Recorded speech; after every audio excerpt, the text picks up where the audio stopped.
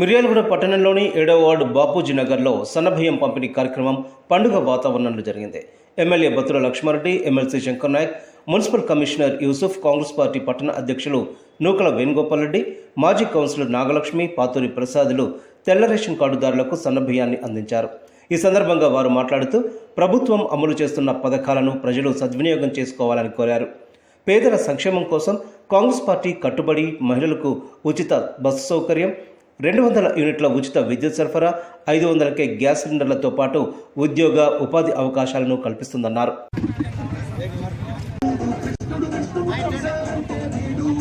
Congress government ప్రతిష్టాత్మకంగా అంటే చాలా గట్స్ తోటి మన భారతదేశంలోనే తెలంగాణ రాష్ట్రంలో పేదలకి సన్నబియ్యం ఇచ్చినటువంటి మొట్టమొదటి రాష్ట్రం మన తెలంగాణ రాష్ట్రం. తెలంగాణ రాష్ట్రం మరి రేవంత్ రెడ్డి గారు మన తెలంగాణ ప్రభుత్వం ఏర్పడిన అప్పటి నుంచి కూడా చాలా మంచి కార్యక్రమాలు చేస్తున్నారు. పేద ప్రజల కోసం, బడుగు బలహీన వర్గాల కోసం మనందరికీ కూడా ఎన్నో మంచి కార్యక్రమాలు చేపట్టారు. అందులో మొట్టమొదటిగా మహిళలకి మరి ఉచిత బస్సు, అందరూ వెళ్తున్నారా? ఉచిత బస్సులలో వెళ్తురా? అలాగే మరి కరెంటు బిల్లు 200 యూనిట్ల వరకు కరెంట్ బిల్లు వస్తుంది అందరికి. ఇవన్నీ మనకు ఉపయోగపడాయి కదా. ఇప్పుడు రేషన్ కార్డులు, తెలంగాణ రాష్ట్రం వచ్చిన తర్వాత 10 సంవత్సరాలు కూడా రేషన్ కార్డుల కోసం ఎదురు చూసి విసిగిపోయాం అందరం. మరి ఈ రోజు రేషన్ కార్డులు కూడా ప్రతి ఒక్కరికి నిరంతర ప్రక్రియగా ఏర్పాటు చేసి ప్రతి ఒక్కరికి కూడా రేషన్ కార్డు ఇవ్వడానికి మన గవర్నమెంట్ ముందుంది. అదే విధంగా రాబోయే రోజుల్లో ఇందిరమ్మ ఇల్లులు, మనందరికి ఇల్లులు కావాలి కదా. కావాలా? ఎప్పుడొచ్చినాయి? మన కాంగ్రెస్ గవర్నమెంట్ అధికారంలో ఉన్నప్పుడు వచ్చిన ఇల్లులు తప్పితే తెలంగాణ గవర్నమెంట్ లో ఒక ఇల్లు కూడా పేదవాళ్ళకి రాలేదు. ఆ రోజు రాజశేఖర్ రెడ్డి గారు ఉన్నప్పుడు పేదల కోసం పనిచేసిన పార్టీ మన పార్టీ.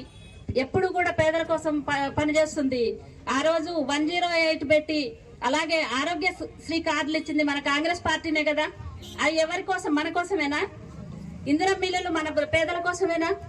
లక్షల కోట్ల బడ్జెట్ ఇచ్చింది మన గవర్నమెంట్ కి, తెలంగాణ రాష్ట్రానికి మన సోనియమ్మ ఇస్తే మొత్తం పందికొక్కుల్లాగా భోంచేసి వీళ్ళు టిఆర్ఎస్ నాయకులు, ఉమ్మడి కుటుంబం అందరూ కూడా మంత్రి పదవులు అనుభవించి 10 సంవత్సరాలు అన్ని పందికొక్కుల్లాగా రాష్ట్రంలోకి పందికొక్కుల్లాగా వచ్చి వీళ్ళందరూ రాష్ట్రాన్ని బడ్జెట్ అంతా దోచుకొని అల్లకల్లోలం చేసి పేదవాళ్ళని మభ్య పెట్టి 10 సంవత్సరాలు పాలించి ఈ రోజు మన గవర్నమెంట్ మీద లేనిపోని అవాకులు చెవాకులు పేలుతున్నారు.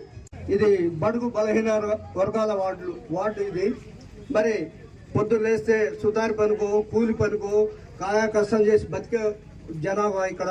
మరి ఈ వార్డుని, 2 వార్డుని మరి ఎమ్మెల్యే గారు కానీ ఎమ్మెల్సీ గారు కానీ మాకు ఏదైనా కానీ మా దృష్టి పెట్టి మా వార్డును అభివృద్ధి చేయాలని మేము కోరుకుంటా ఉన్నాము. వీళ్ళందరూ నామినేట్ చేసి పోయి ఇళ్ళలో పోయి భోజనానికి పోయారు. కానీ నేను భోజనాన్ని పోలే, చెట్టు కింద కూర్చున్నాను. నాకు అప్పుడే అర్థమైపోయింది 6 యునానిమస్ అవుతున్నాయి, వీళ్ళందరూ తీసుకొచ్చి విత్డ్రా చేస్తారని. నేను అప్పుడే అక్కడ ఉండి ఎందుకు ఆరుకున్నారు కానీ ఏం చేసిన, నేను చేయబట్టుకున్నా. ఎరగబోతున్నావు అమ్మా అన్న, నేను లోపల పోతున్నా సార్, విత్డ్రా ఎట్లా పోతాను, కాంగ్రెస్ బీఫామ్ ఇచ్చి ఎట్లా పోతావు అని చెప్పి గుంజుకొచ్చి ఆ రోజు పోలీసుకి భయపడలేదు, డిఎస్పీకి భయపడలేదు, నాయకులకు భయపడలేదు, ఎవరికి భయపడలేదు.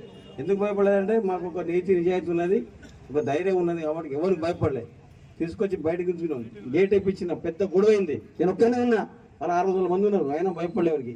లేదు సార్ డిఎస్పీ గారు పిలువురాబోయి, డిఎస్పీ ఎవరు పిలిస్తే మాకేం భయం, పిలువని చెప్పిన. అట్లా ధైర్యంగా ముందుంచినాం. అట్లనే మీరు కూడా వాళ్ళకి తోడున్నారు, ధైర్యంగా ఉన్నారు.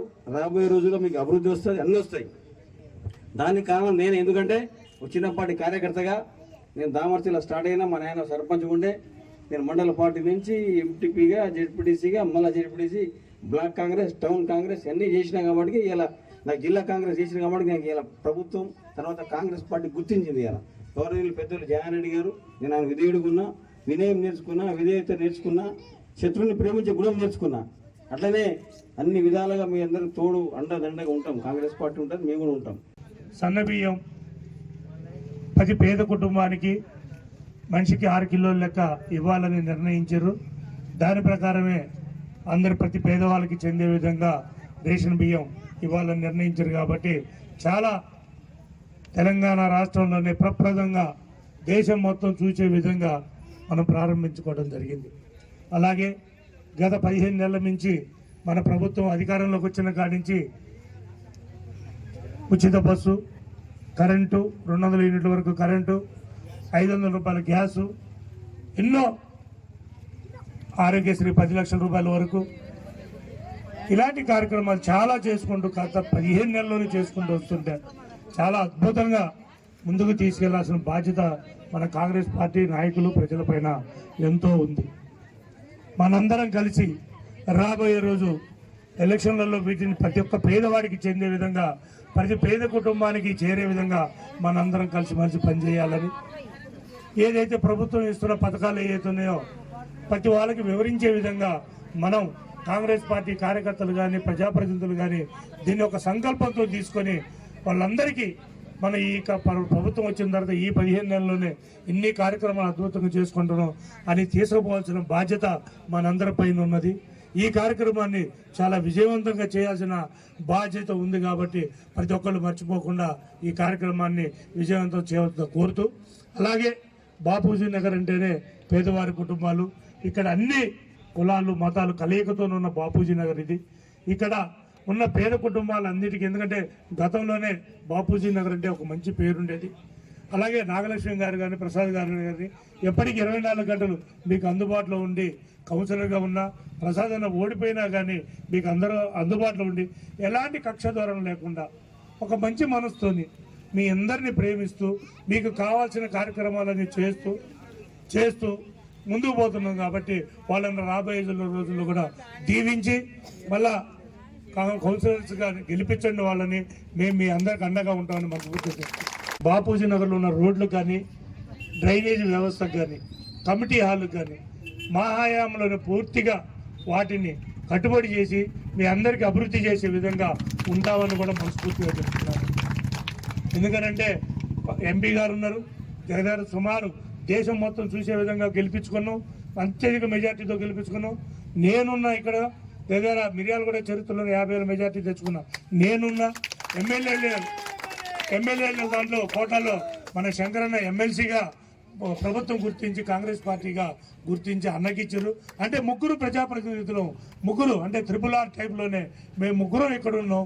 మేము ముగ్గురం ఈ కార్యక్రమాలని అన్ని విధాలుగా ముగ్గురు ఉమ్మడిగా కూర్చొని చర్చించుకొని మనం మిర్యాలగూడ టౌన్ని, మిర్యాలగూడ నియోజకవర్గాన్ని తెలంగాణ రాష్ట్రానికి ఒక దిక్సూచిగా, ఒక ఆదర్శవంతంగా తీర్చిదిద్దాలనేది మహాసంకల్పంతో పయనిస్తున్నాం. దీనికి మీ అందరూ తోడుగా ఉండండి, మీరు అందరూ సహకరించండి. రావట్లేదు, సన్నబియ్యం వస్తుంది, గుర్తించుకోండి. ఇది తెలంగాణ మొత్తం ఒక ఆదర్శమైన కార్యక్రమం కాబట్టి ప్రతి ఒక్కరు దీన్ని దీవించి అనుగ్రహించాలని మనస్ఫూర్తిగా కోరుకుంటూ